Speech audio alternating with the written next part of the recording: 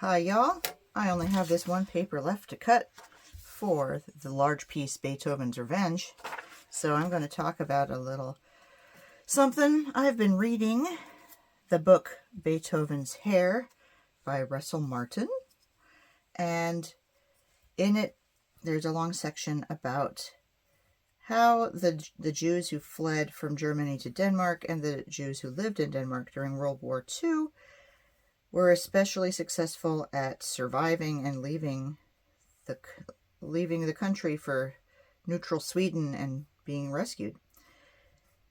And so much of that happened in this really small fishing village called Gilelea, and it was a town of only about 1,700 people.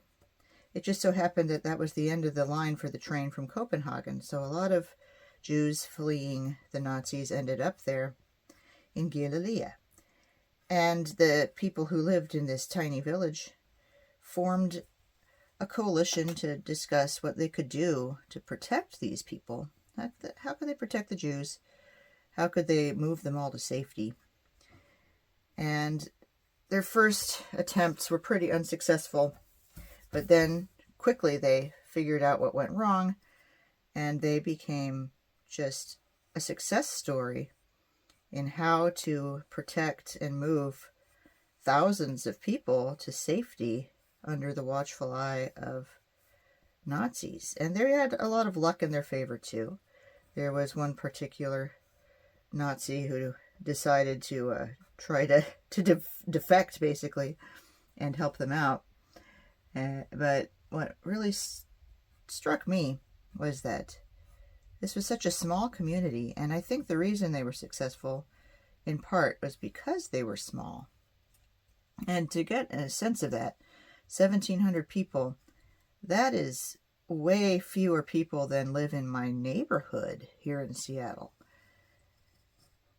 And it made me think that maybe cities, big cities, have a disadvantage in being able to organize because of bystander syndrome in a way, because there are so many people that everybody thinks that a job to protect the innocent is someone else's job, that someone else will do it. And when you have a small community, everybody gets involved. And it's also a lot easier to communicate with one another without things like social media. Because let's be fair, if we're going to start hiding people and protecting people, we have to move away from social media, because that is so easy to use as a spy tool. And we should embrace this small community kind of concept. If you live in a small neighborhood, or if you have just get together a small coalition of blocks in your neighborhood, then, try to talk a little bit about what you can do to be effective in the resistance that we're seeing popping up now. How can you plan to protect people in your own neighborhood